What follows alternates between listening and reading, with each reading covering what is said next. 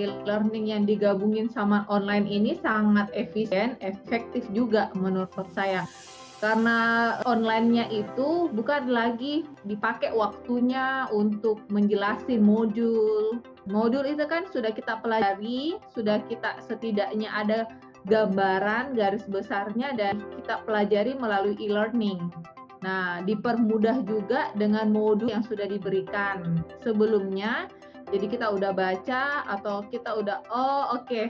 Kalau nggak ngerti mungkin kita bisa kembali ingat atau mendengarkan dari e-learningnya. Sehingga di online course-nya itu kita tinggal mungkin membahas case-nya atau highlight pentingnya dari modul tuh.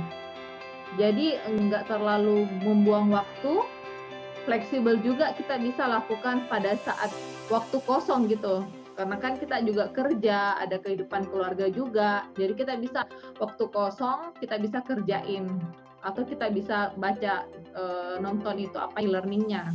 Disesuaikan dengan kondisinya kita sekarang, apalagi lagi COVID gini, kadang ada working from home.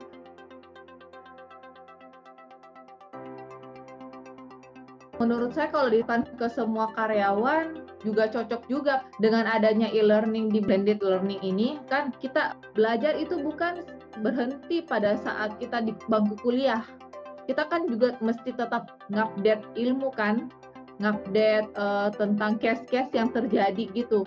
Nah, kalau kita ikut seperti ini kan kita juga bisa belajar case-case yang dari seluruh Indonesia gitu juga. Jadi bagus juga, misalnya di bagian legal juga. Jadi bukan cuma kasus yang ada di Makassar, tapi kita bisa belajar juga di kota-kota lain punya gitu kan. Bagian accounting juga gitu. Walaupun kalau accounting, kita cerita accounting ada standarnya sih, sudah standarnya.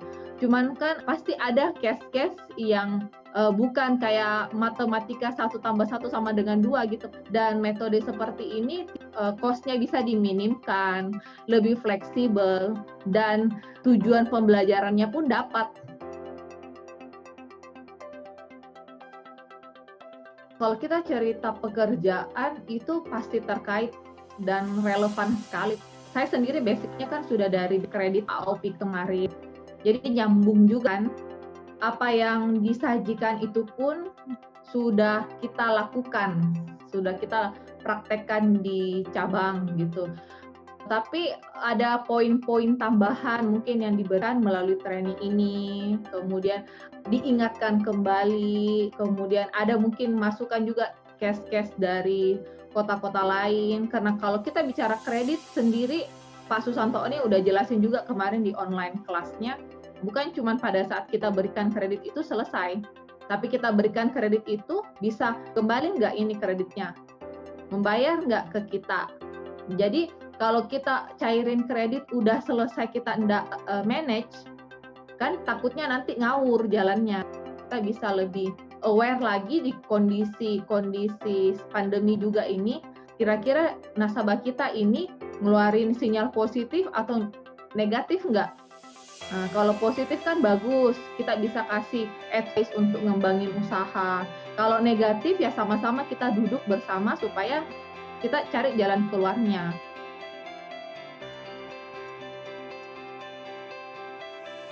Sangat setuju kalau program ini boleh diikutin oleh semua account officer, team leader, terkait kredit untuk pembahasan ini itu sangat setuju. Kita aja yang udah ngikutin training ini pun sudah kayak apa ya, ingin sekali gitu sosialisasikan di cabang supaya bisa diikutin oleh semua account officer sama team leader kita supaya jurusnya sama.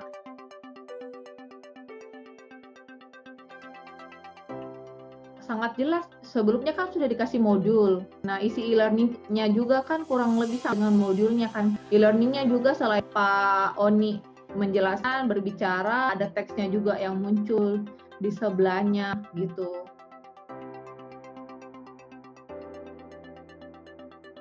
Kalau saya belum pernah ikut semacam ini yang di luar IIM, cuma di IIM aja. Kalau yang saya bisa komentari sih selama saya pakai yang e-learning ini, yang pakai metode teks itu sudah cukup bagus, karena kan biasanya kita juga orang yang nangkapnya visual, ada juga yang nangkapnya audio. Nah, kayak gini kan visualnya dapat, audionya juga dapat.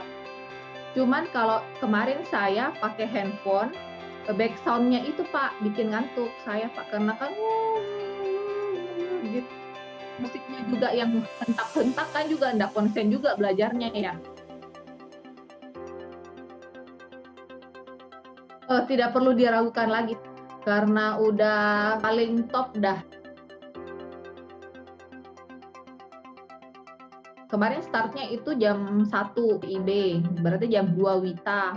Selesainya itu terakhir itu jam 8 waktu Indonesia Tengah. Terus breaknya kan juga sebentar. Mungkin startnya kalau bisa mungkin di pagi gitu. Jadi sore juga udah selesai. Mungkin kalau bisa ya sesi perkenannya itu yang 2 kali 60 menit, mungkin sehari ini besok gitu. Baru dikasih jeda 2 hari, 3 hari. Baru case study-nya selang 1 hari.